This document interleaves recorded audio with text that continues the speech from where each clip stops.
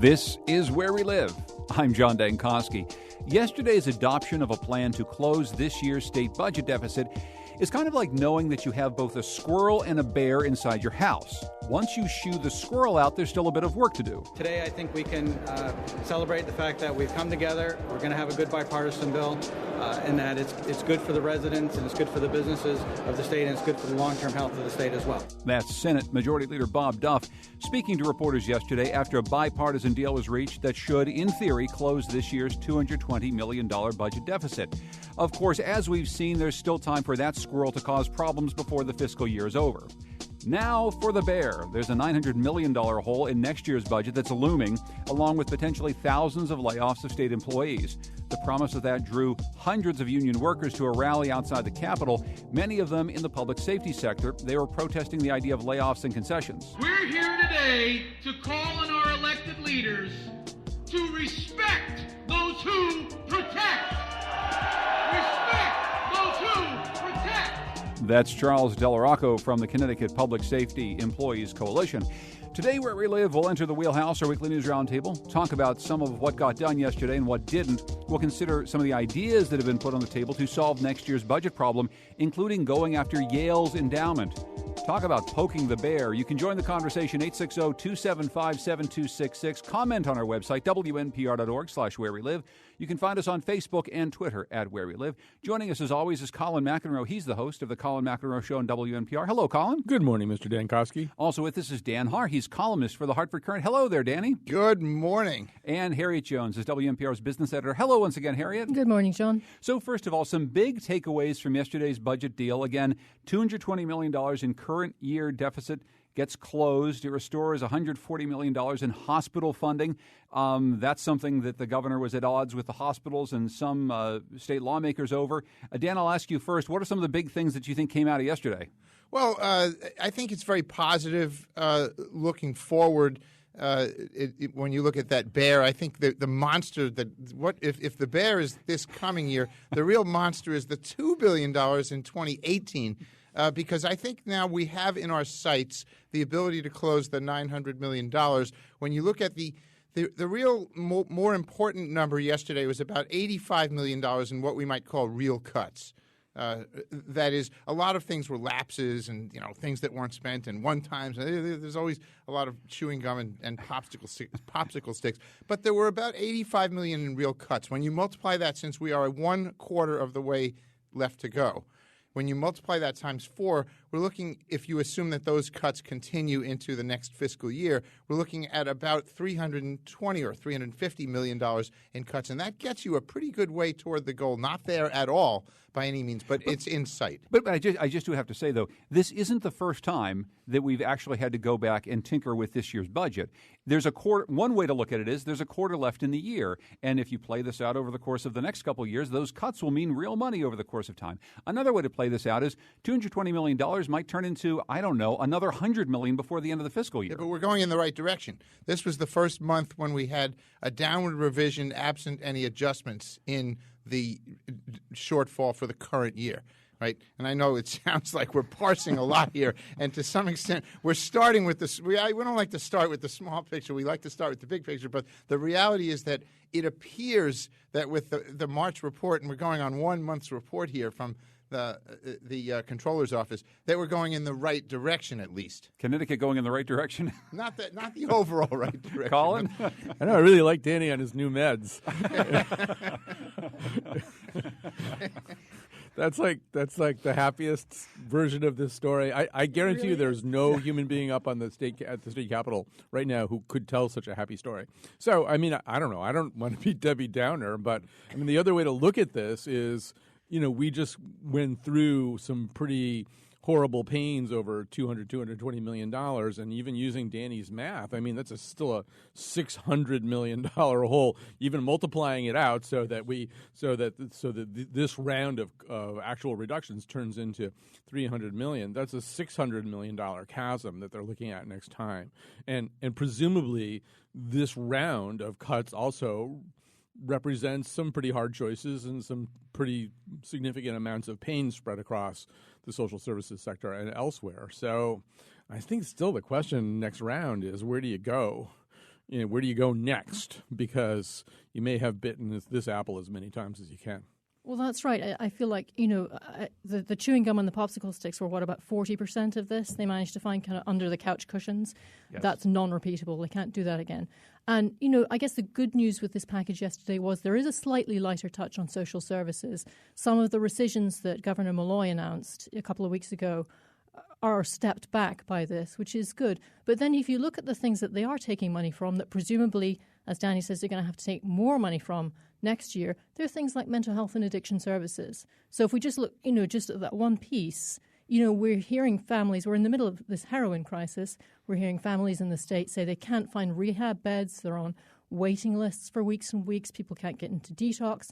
That's, a real need in this state, and we're talking about taking money away from it.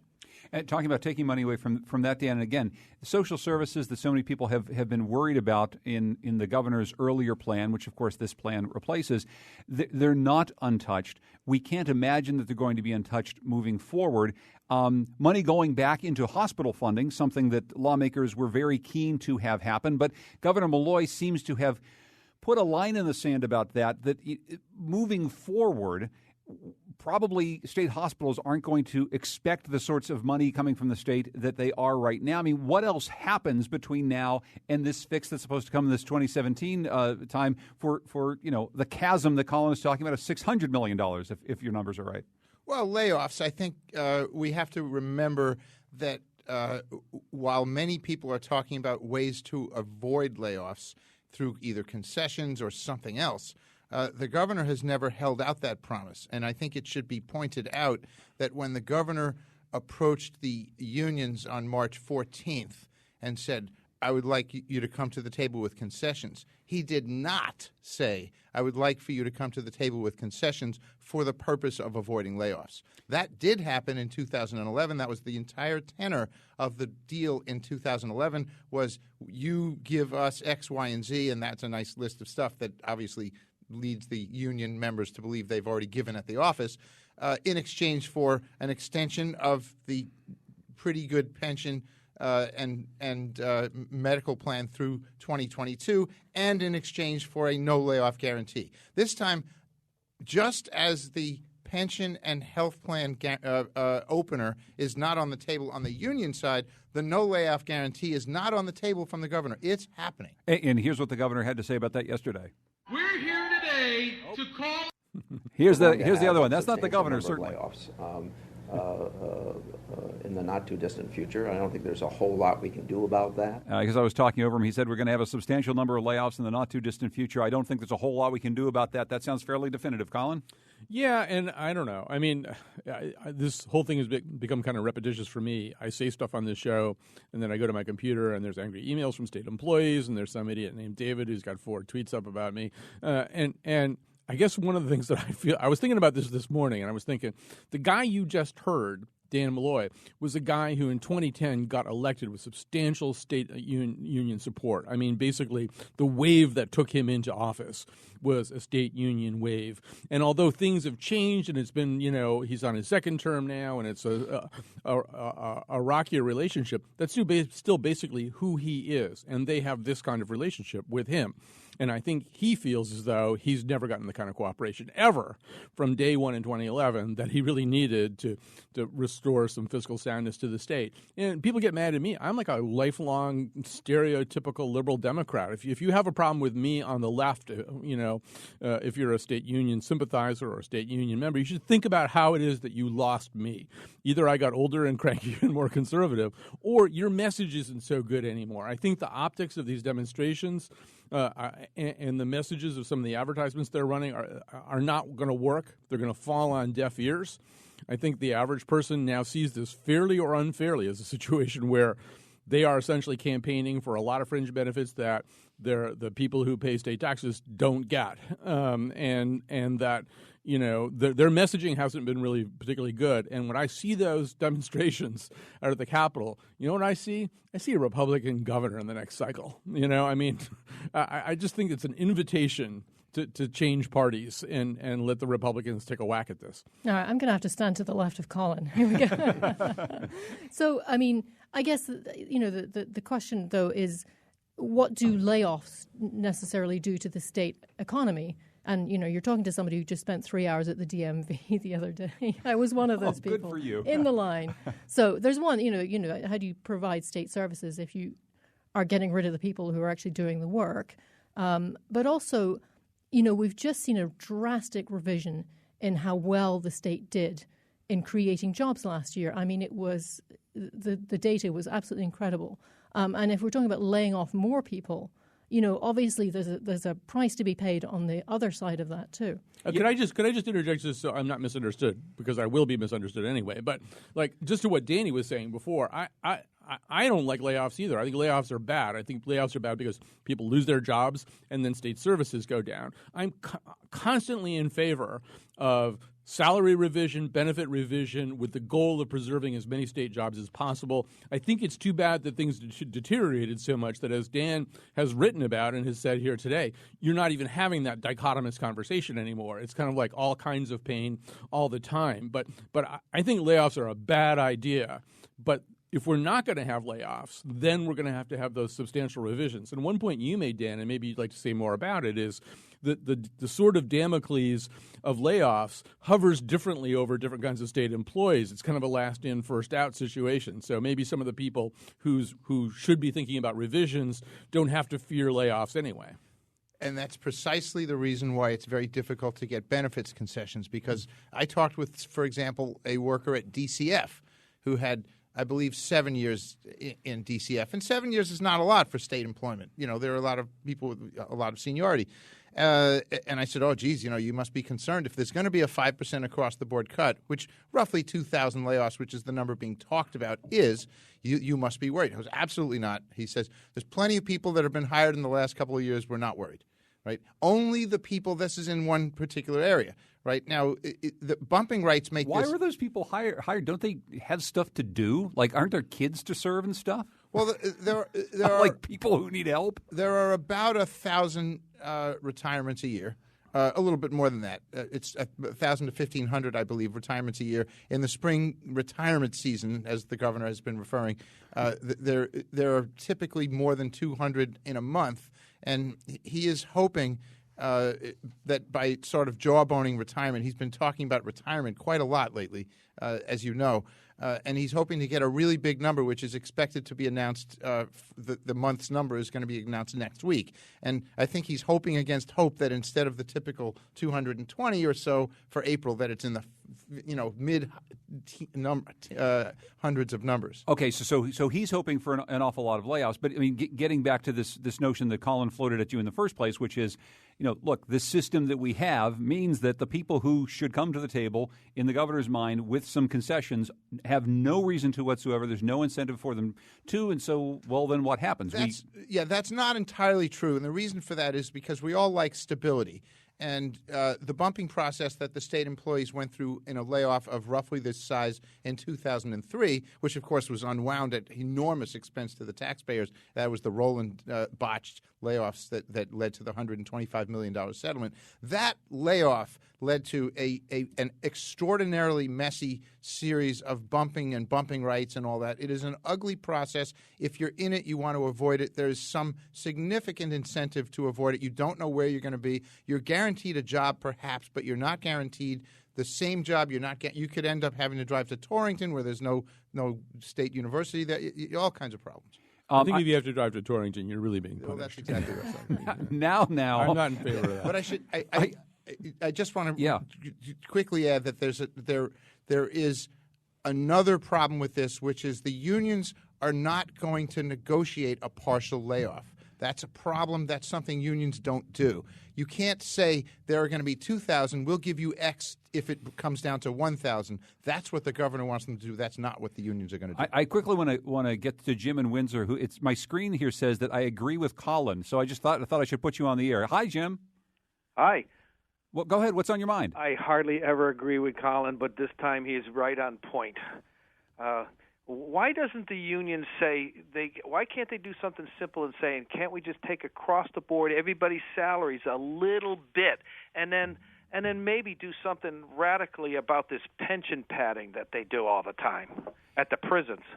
Jim, thank you very much. Colin?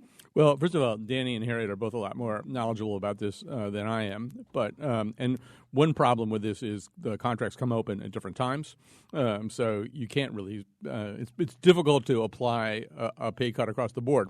But I mean, I'm a broken record on this. I've said that since 2011, basically, that was the time to do some kind of blue ribbon salary revision process where you really sort of looked at state salaries, maybe did comparisons of them to comparably sized states with comparably sized needs. Not everybody's overpaid to the state level, too. There's a lot of, data entry clerks at DMV who are getting, making $40,000 a year or something. And, not everybody is wildly overpaid. But I don't think we've ever looked at it systematically, and it may be almost too late to look at it systematically. Now it's more like kind of this scorched earth process.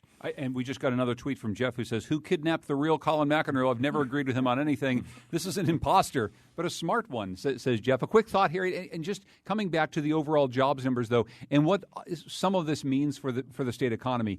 Layoffs of thousands of state workers is not nothing. That is a lot of people out of work. That has a downstream effect. There's all sorts of issues that we have to think about there. And when it comes to providing state services, who's going to provide them? It just starts to make the overall economic outlook of the state look even that much gloomier, and it's pretty gloomy already. And I think that's what we're running into with this entire, we're trying to claw our way back from something we didn't really expect. And part of that is to do with we thought we were going to have a whole lot more state income tax revenue because we thought we were doing a whole lot better on the jobs picture in the private sector than we really were.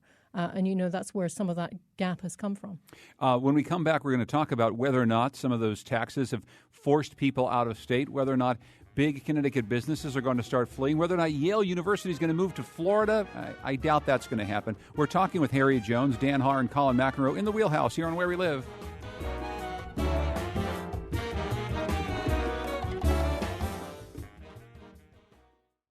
This is Where We Live. I'm John Dankosky. I just want to let you know that coming up tomorrow, you can join us in Winstead, Connecticut, my hometown, at the American Museum of Tort Law. I'll sit down with Ralph Nader, the consumer advocate who started the American Museum of Tort Law last year. We're going to learn about his museum. We'll also get some of his thoughts on the 2016 presidential race. That's tomorrow's show. We'll be broadcasting live from there. If you want to find out more and join us, you can go to our Facebook page. Today it's the Wheelhouse, our weekly news roundtable. We're in the Wheelhouse with Harriet Jones, WNPR's business editor, Dan Haar, the columnist for the Hartford Courant, and our own Colin McEnroe. What's on your show today, Colin, at 1? We're doing a show about the disease known as ALS. We're doing it partly because of this remarkable documentary about a painter named John Imber who continued to paint right up to the moment of his death, despite the fact that his limbs were basically becoming increasingly more useless. But ways were found to sort of guide his arms and help him paint. So it's an incredible story, but it's a very mysterious disease and one that I've been kind of confronted with kind of tragically for the last year. And so we'll talk a little bit more about it, what it is. It's a lot more than ice bucket challenges. Not that those were not a great way to raise money. Colin McEnroe this afternoon on the Colin McEnroe Show. Hope you can join us. In the first segment of the program, we talked about a budget deal that was reached yesterday at the state capitol to close a relatively small hole in the state budget. There's a much bigger hole looming, and as we've said, even bigger holes looming in the coming years. So state lawmakers have been thinking about a lot of different ways to try to find money. During these discussions, they've talked about many ideas, including involving Yale University taxing its endowment. It has, actually gotten some people very, very worried about what this would mean for other nonprofit entities. I'll just ask you first, Dan Haar, what do you think about the notion that lawmakers are going to go after the endowment of Yale University as a way to raise money for the state?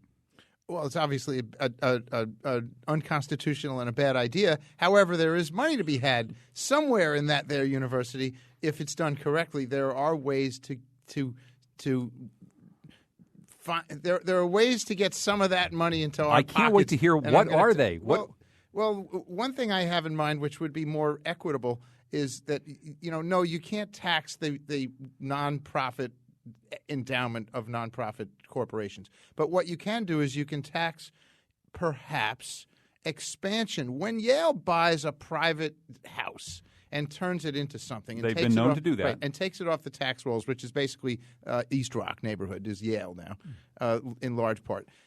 You can say, like, we're going to tax some of that. We're going to tax that transaction, right? You can't tax them going forward. We may be able to tax that transaction. When Wesleyan buys up an entire neighborhood and uses it for university housing, right? That's a function that was a private function and is now a university function, right? So there are reasons for it to be tax-free, and we see problems at universities that don't buy housing as much as you see problems in neighborhoods where universities buy entire places and entire neighborhoods. But all I'm saying is that's the area to look, university expansion rather than endowments. Hear it? Yeah, I mean, I think going after the endowment is, smacks of desperation is not, it doesn't even really cover it, does it? I mean, they see a big pot of money sitting there and think we could have some of that.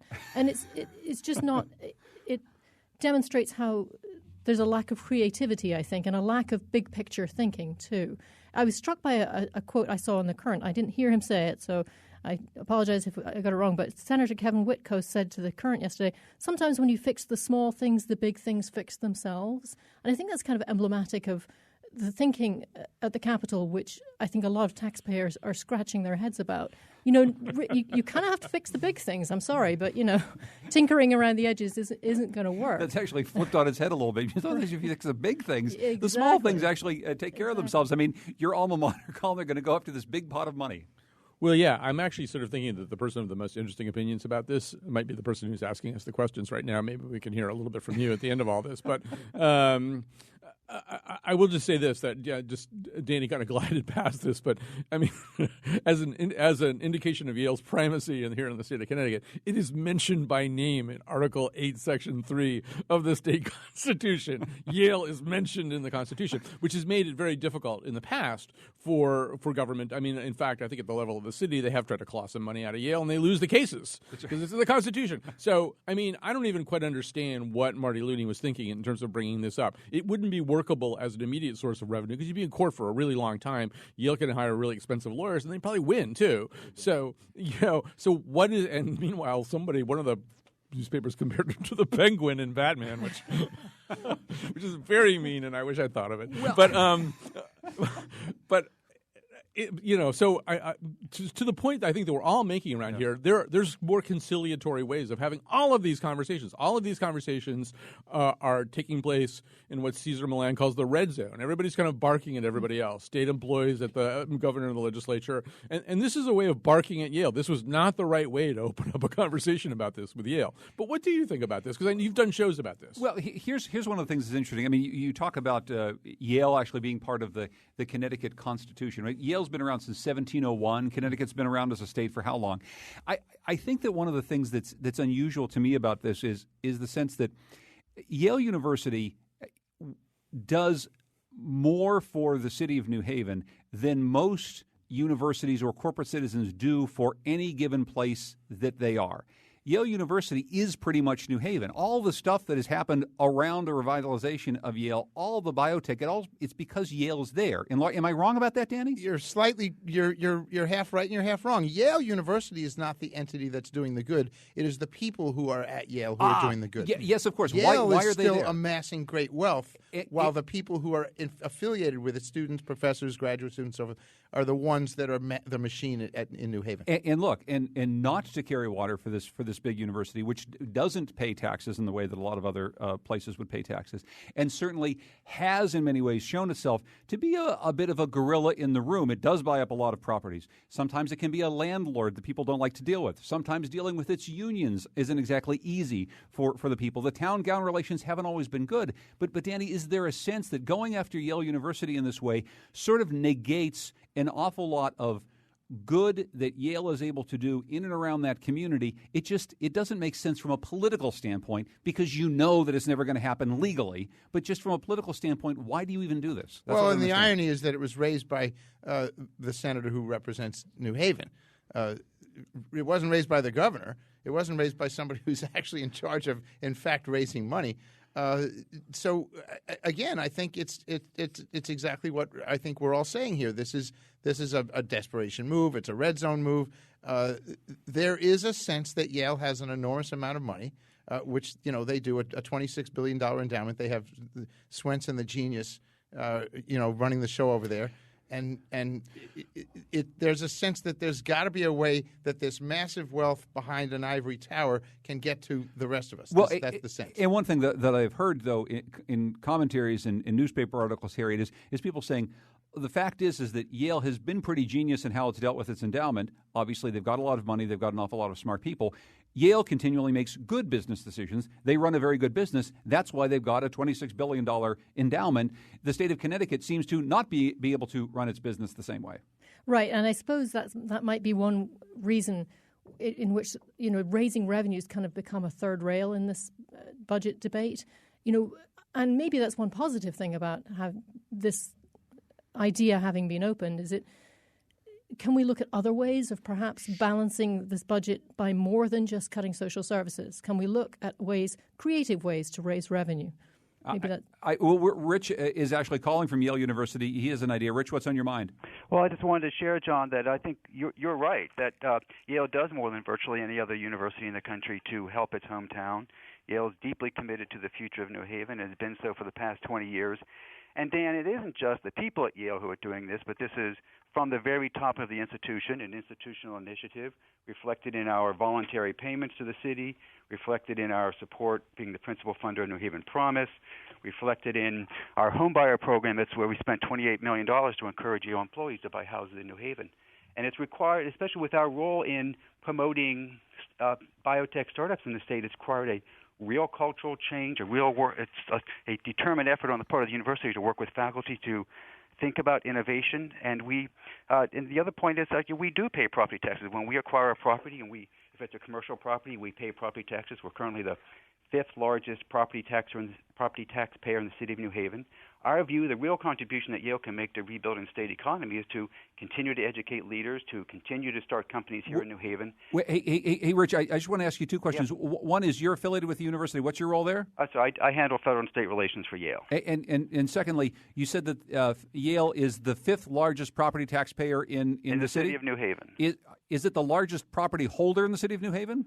That I'd have to check and tell you that. Okay, I want to put you. Thank you very much for your phone call, Dan Haar. Quick response. I want to add that they also have free admission to two of the best five museums, five art museums in the state. I wonder who's putting money in those Lucite boxes, but those are great museums and they're free. I just would say that, I think all of Dan Haar's proposals warrant at least the formation of study groups within the legislature, including his latest one about the property transfer notion. I will say that just having had dinner last night with a commercial real estate guy or a real estate developer guy in New Haven, everything that we're describing has resulted in this really kind of boom market there where existing buildings are being appraised and sold at 15-20% of what their book values seem to be and stuff. So, I still think what you're talking about, Danny, is worth looking into, but it's also, that's another thing that seems to drive the New Haven economy forward is all that migration into East Rock and stuff like that. Not terribly surprisingly, the Wall Street Journal criticized the Yale move and said there's no entity too small to tax in Connecticut,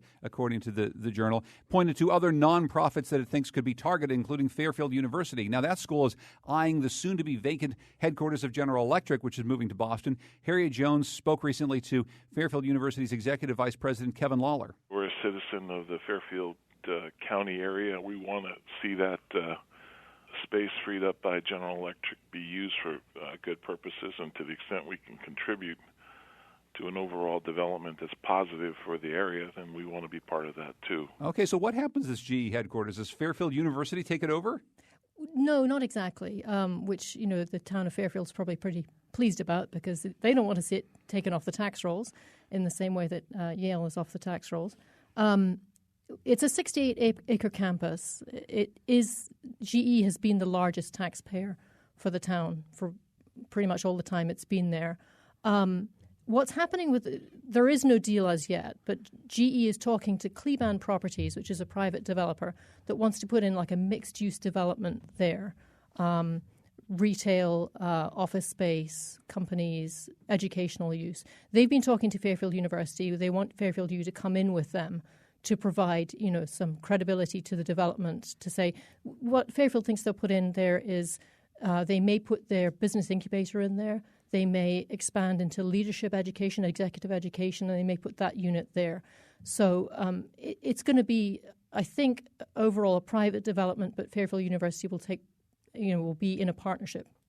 There was some talk about Sacred Heart University just sort of getting the thing handed over to them by General Electric. That is unlikely to happen at this point?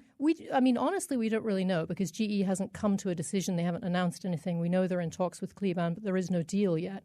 Who knows? And if that happens, if somehow or other GE gives it to a nonprofit for its use, well, then it gets back into this tax rolls problem. The pattern is clear here. The old Hubble headquarters along the Merritt is now Quinnipiac? I believe it is. Quinnipiac? Yeah. That's off the tax rolls. The Yukon campus in West Hartford is apparently being sold to a Chinese private education group. The pattern is clear. Education is the growth industry in this country. The idea behind tax policy is to equitably raise levies from activity across the economy to the extent that the old role of educating citizens as a nonprofit activity expands into an industry. You have to re-look at how you raise money. Yeah, I mean, I think we're all in agreement here that what's considered tax-exempt property right now needs a rethink, and it's certainly part of the Luke Bronin initiative at the state capitol too. You know, I mean, Hartford, long before all these other places were being choked to death by their tax-exempt property, Hartford was, and so yeah, we got to rethink the whole equation. If we're talking about corporate headquarters, others are in the news as well. Starwood Hotels is up for sale. What happens with Starwood? Yes, who knows? That's kind of exciting right now. Yeah. I mean, and who are the bidders for this? It's a bidding war. So Marriott thought, Marriott, which is headquartered in Maryland, also a huge hotel group here, it thought last November it was a done deal. It had a deal with Starwood. It was going to create this huge hotel group, I think the largest hotel group in the U.S. it would have been. And then just a few weeks ago, Anbang, which is a Chinese insurance group, decided to put in a higher bid. And Starwood said, well, it's a higher bid. We've got to go look at it. And since then, we've had two more rounds of bidding. Anbang has the highest bid at the moment, so Starwood's looking at it. It's an interesting question, what would be better for Connecticut, because Starwood has its headquarters in Stamford, lots of employees, big headquarters building. If Marriott takes it over, it's pretty much said, not quite in so many words, but it has said it will be headquartered in Maryland. Probably that Stamford headquarters goes away. If Anbang takes it over, it's much more likely that they would keep that headquarters in Stamford. Dan? One of the positive corollaries of this is that a generation ago there were a lot of Americans wringing their hands when foreign buyers, especially going way back to the 80s when Japanese buyers bought Rockefeller Center, and oh my God, people were upset. And it turns out they didn't move Rockefeller Center anywhere. It stayed right where it was, and we're now realizing that it is better when foreign investors come in than when domestic investors come in for precisely the reason Harriet just said. Although I kind of dread Donald Trump getting a hold of this story just because we're going to have to listen to him to say, Anbang. I can make a better deal. Anbang's going to come in here and take over our stuff. Anbang. Okay, well, there's another company that has decided to keep its headquarters in Connecticut. Bob's Discount Furniture will build and expand in Manchester. Here's founder and president emeritus Bob Kaufman speaking at a press conference yesterday. I got into business like most small business people to buy myself a job. And the fact that it has resulted in so much employment is just such a joy. You understand capitalism on a real base level. The State Department of Economic and Community Development provides a 10-year, $7 million low-interest loan to support the project. So Bob's Discount Furniture stays in Connecticut, Colin. That's a good thing. Yeah, and in some ways, I'm probably being simplistic here, but in some ways, all the conversations we're having here kind of illustrate an important point, which is it's easier to work with and control a smaller homegrown kind of business than it is to affect. I mean, Starwood is going to do whatever, whoever buys Starwood, they're going to do whatever they're going to do. It's like we're trying to fly a kite that's the size of half the sky. It's going to just pull us, any way it wants to go. Whereas, and I actually do think in terms of whatever incentives we have left to give out, which are probably close to zero in terms of our entire economic development policy, directing it at small business, at startups, at small businesses that we have that have an identification already with where we are is probably going to be a lot more productive than working with multinational corporations, which are going to do whatever we know GE was going to move to some people to Boston no matter what we did. We could have turned into Santa Claus. They're just going to do that. And our ability to affect their business strategy is probably overstated by everybody. But with something like Bob's, yeah, you could work with them. If you lose Bob's, turn out the lights. Yeah. If you lose Bob's, turn out. These are Connecticut guys, Gene Rosenberg and Bob Kaufman, that started this company. It's a Connecticut. It's exactly what Colin said. However, However, it's $100 a job when you look at how the deal could shake out in terms of all the grants and deals. That's a fairly rich package that Connecticut paid to keep one of its own. And it's kind of ironic to hear Bob saying that's how capitalism works, as he's taking a $10 million state loan. That is how capitalism works. I guess today that's how capitalism works. Look, before we have to take a break, let's just try to find some revenues somewhere, right? I mean, there's lots of revenue that we need to raise in the state, clearly.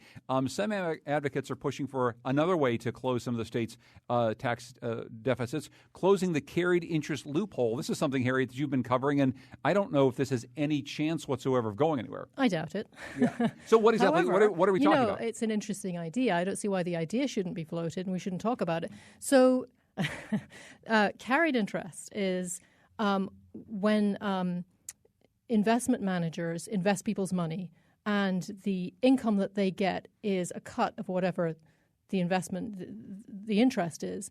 That's taxed differently than if it was income. It's not taxed at an income tax rate. It's taxed at a capital gains rate, much lower, 20%. And so many people say if we changed the way we look at that income and we said, well, that's really your salary, that's income, we're going to tax it at an income tax rate, that would, according to some advocates last week at the state capitol, it would net Connecticut $535 million more each year. Okay. Well, that's a little bit of money, Dan Haar. I've been stretching during the last 20 seconds or so to try and think of something that would be the stupidest possible move Connecticut would make. I guess tearing down the old State House and paving it over, which nobody would ever imagine might happen, except that it did in 1976, would be up there. Maybe tearing down what's the most precious thing in Connecticut, going across the street to the state library and just taking everything out of it and burning it in a big pile. I think that closing the carried interest loophole. First of all, it would be hard to imagine a single stupider thing to do. These are the things that are keeping Connecticut afloat, these hedge funds. I don't like the fact that Ray Dalio makes $1 billion a year in a bad year any more than anybody else does. But the taxes that they pay here are so astronomically large, and the ability for them to move is so easy that for Connecticut to uniquely tax hedge funds, we should be cutting taxes on hedge funds, ugly as it is. So New York has introduced legislation that says we will close the loophole if surrounding states do. So is there a case to be made that we can make a regional compact so they can't move? And here's the other thing. They may have federal cover for it next year because both Hillary Clinton and Donald Trump's plans close the carried interest loophole. In fact, it's the only piece of policy that I can imagine that Barack Obama, Donald Trump, and Jeb Bush all agree on. But I think that's the regional compact. The regional compact is the United States. As long as we're in a supermarket here, the way Danny's talking about, you really have a problem with stuff like this. It makes total sense. I mean, for people like me who don't understand this stuff all that well, we're really talking about, whenever Warren Buffett says that his secretary is paying a higher tax rate than he is, that's effectively what we're talking about, right? That, because of our eagerness to see capital move around, we effectively reward people for sitting on their butts as opposed to doing hard work. And so the taking argument— a risk, they would say. Yeah, taking a risk. But I mean, just watching stuff appreciate. But that's the point. The people who want to continue the carried interest loophole say— they're basically saying, oh, no, we're basically sitting on our butts. We're not doing real hard work right now. Because if we were doing really hard work, then you'd have to tax it as income. So we're basically sitting on our butts watching things appreciate. I mean, that's the argument they make at this particular moment when they want to keep this loophole in place. If you think Florida Governor Rick Scott was on the scene based on a Yale endowment tax— Florida is a fine place for hedge funds. There's nothing wrong with Florida. He'll be up here in the Northeast. It absolutely has to be done nationally. There is no substitute. And I don't believe Donald Trump I don't think Donald Trump knows what he's talking about when he says he's going to do X, Y, and Z. It's very difficult to get this done. There's a lot of money behind keeping the tax code the way it is. However, it has to be done nationally if it's going to be done at all. That's the end of the discussion. But that's the end of the— That's it. There's no reason. This is nuts. Okay. This is well, crazy. I guess we're going to go to break then. I don't know what else to say. We do have to take a break, and we're going to thank Harriet Jones, WNPR's business editor, who's got to get off to other things. Thank you so much, Harriet. You're very welcome. Thanks also to Dan Haar from the Hartford Courant. You're going to stay right here, Dan, as well as Colin McEnroe, host of the Colin McEnroe Show on WNPR. We'll take a closer look at whether or not any businesses or people really are going to flee the state because of our quote-unquote bad business climate. We're going to talk about some other things in the news as well on the Wheelhouse here on Where We Live.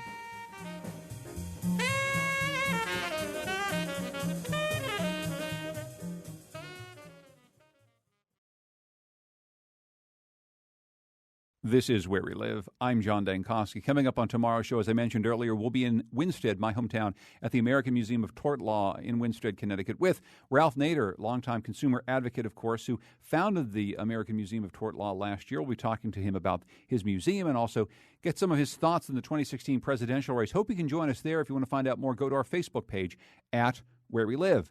Joining us today in the Wheelhouse is Dan Haar. He's a columnist for the Hartford Courant. Colin McEnroe, the host of the Colin McEnroe Show on WNPR. Before we get into just a couple other things, and it seems like all of our topics today, Danny, are connected. Just there's been this feeling over the years that as Connecticut struggles with its budget deficits, and we see things like GE deciding to move, we hear over and over again that we are a very high-tax state, that wealth will begin to flee Connecticut, that we will have very, very rich people who pay income taxes, people who run hedge funds, people who just have other places where they can do their businesses, going elsewhere to find greener pastures. As we've talked about so far, the governor of Florida has already said, hey, Yale University, you can come south too if Connecticut's going to start taxing you. Is there anything to this myth, or maybe it's not a myth, that Connecticut and the way it's running itself right now is going to run people out of state to places like Florida? Yes. I think that the problem is that it doesn't take very many people to move to make a big difference. As we, I think, discussed the last time I was here, we had the top 2,000 taxpayers pay something like 23% of the state income tax. I may have the numbers a little bit wrong, maybe 17%. So in the aggregate, and I think the Connecticut Mirror did a nice piece of work yesterday with the Trends CT look at the IRS data as to the wealth of who's coming and going. That, A, is inconclusive because it only went up through 2013, and B, it looks at the big picture of numbers of people. Unfortunately, the problem is that if 300 or 400 people, which is just a blip in the total population, decide to relocate their domicile, that's a big hit. Hey, Colin, I mean, is this something we should really be worried about as a state? I think we should be worried about it. I think, once again, I mean, I'm going to kind of say the same thing. It's an argument for prioritizing. I mean, you really kind of have to identify what kind of business climate is Connecticut as opposed to or as distinct from Florida or Texas or something. Like, what can we reasonably expect to have here? And then how do we create the infrastructure and the environment that's conducive to that? And part of that, obviously, is probably investing in smaller operations that may grow as well. But I think you have to pick some priorities and say, you know, and obviously biosciences seems to have been one of them already, but pick some priorities and develop those and understand you probably won't be able to keep everybody. It is a supermarket. People go shopping, and with some of these big companies, there may be nothing you could ever say to them that will keep them from shopping someplace else. One of the stories that we've covered over the years and Where We Live more than anything else has been the fact that people do move, whether or not they graduate college and leave and go someplace south for warmer weather, or they take their businesses elsewhere. We've often checked in with states like Georgia and North Carolina that have grown substantially over the years as Connecticut has just tried to hang on. But both of those states right now are facing backlash for their attempts to infringe on same-sex marriages and transgender rights. They're drawing the ire of huge corporations, including Disney. Georgia's governor vetoed the Religious Liberty Bill, but North Carolina's governor supported and signed that state's bill, which restricts transgender rights. That state's attorney general has now called that a national embarrassment, this law, and said that he won't defend the state against lawsuits. I don't know, Colin, one of the first shows we ever did on Where We Live is how young people are moving south and biotech jobs are moving to the North Carolina Triangle, and we dump on Connecticut an awful lot, but then we see something like this and we go, you know what? Connecticut's not North Carolina. Connecticut is not saying, I just don't want a whole bunch of people in my state because I'm going to pass a law like this. Well, it goes back to Danny's previous analogy of, like, what's the dumbest thing you could do in Connecticut? Well, what's the dumbest thing you could do in some of these other states, which is to let, in fact, these kinds of impulses run wild. And, I mean, we may be pricing ourselves out of the market economically. They may be pricing themselves out of the market with social policies that are so grotesquely unfriendly to an emergent class of people who may also be able to pick and choose where they go to work. And that also, in terms of positioning. But it also, you could argue that it just intensifies the point I was making before, that Connecticut is a climate distinct from Georgia or North Carolina or Florida. So what are some things that are Connecticut about Connecticut? Let's emphasize those things. If these people want to be so stupid as to seem inhospitable to gay and lesbian people, then so be it. It just intensifies those distinctions. You could make an argument that the entire social homogenation effects of the Warren Court in the 60s led to the demise of the North because it stopped enabling the backward South to be the backward South. And then there emerged a thing called the New South, but there's always under the surface of the New South the sort of what we consider antisocial, progressive behaviors. But that's very smug, and it's getting late in the game for us to cling to that. Because yes, it's true that those policies in the South keep people from moving there, but it's a lesser and lesser factor as national social policy becomes homogenous. Yeah, no, I understand that. I guess it gets to one of my last points. I've seen this coming up in the news an awful lot. Our own Jeff Cohen did a story for NPR not so long ago about a local hospital that's changing the way it's dealing with mothers who are addicted to opioids and have given birth to newborn children who are addicted. Right? And the old way to look at it is the mother's the problem. Keep her as far away from this baby as possible. And what they found is that actually treating the mother like a human who's made mistakes and putting that mother with the baby actually has better health outcomes. And I see this over and over again, Dan. And I wonder if there's something to this notion that some sort of compassion, equity, this notion that Connecticut often has fostered in some of its social experiments is something that is exportable, is something that would get people to come here over a state when you just get a better tax deal or some other crap. Well, of course, if you don't prosecute people who are only 23 because their brains haven't fully formed in crimes, that's yet another type of thing we're talking about. It does attract people. I'm not sure whether it attracts the people we want, but it definitely attracts people. And there is something to be said for a compassionate climate in a state. Yes. Compassionate Connecticut, Colin. Well, look, not to do an advertisement for this, but I attend a church that's a Baptist evangelical church that is LGBTQ friendly. We have gay pastors. So if you're gay and you still want to be Baptist and an evangelical and you can't work that out in North Carolina, come on up. We got a place for you. Everybody's welcome. But of course, not all is well in the land of compassionate Connecticut, Colin. I'll let you end for the last minute and a half on another story. Right. So, and the poor people. One thing we know is that Pez probably won't relocate unless there's a place called Grape, North Carolina, because they're in Orange, Connecticut, and why would they leave? Again, this is Pez. It's the candy maker with the little dispensers. And we know they know how to run an Easter egg hunt. Right. So they try to have this Easter egg hunt, and it turns out that we are not all that civilized or compassionate. It turns out that people show up with their kids, and there were these kind of timed releases so the little kids would get out there first. And these parents just ignored it, and there was this – the kids are going to be doing these kind of Vietnam narratives later, like I was 2 clicks away from the egg, and Bobby went down. And, kids were getting bloody noses, and their baskets were being broken. And poor Pez. Pez was trying to do something nice, and so meanwhile their name becomes associated with this debacle that's being covered like in British newspapers now, and now it's been announced that the police insist on being present at future Easter egg hunts. And I keep thinking, do these people really need eggs that badly? They're I don't know what they are a dozen right now, but they're not that expensive. You can go get them very, very, very cheap at Stop and Shop. People, the congealing factor here is that people are starting to realize that we're a pretty chaotic society, and living with that, and that I think I can somehow tie that back in with the budget and say there's an acceptance here that some of the really nasty stuff that's happening at places like Pez and the state capitol is just stuff that we're going to have to live with. I just got a text from Kathy Megan, my colleague at the Current. She's at the hearing at UConn over the closing of the Torrington campus. The Torrington mayor is there, very upset, talking about social justice, but there's not the crowds we would have seen just a couple of years ago. There is an acceptance of things that are problematic. There's an acceptance of things that are problematic, more of Dan Haar. You were so happy when you came in today. I don't know how it is. An hour of sitting next to you, Colin. The end of America as we know it. Dan Haar, columnist for the Hartford Courant. Thank you so much, Danny, for your sunshiny view. Oh, boy, thank you. And thanks to Colin McEnroe, host of the Colin McEnroe Show on WNPR. Thank you, Colin. Thank you, Mr. Nankowski. Tucker Ives, as always, produces our program. Lydia Brown also produces Where We Live, along with Kyone Wolf, our technical producer, Heather Brandon, our digital editor, the executive producer of Where We Live, Katie Solarski. Thanks to Ben Esty and Tiana Duquette, who are our interns. Continue this conversation online. Go to WNPR.org/wherewelive. I'm John Dankowski. Thanks for joining us.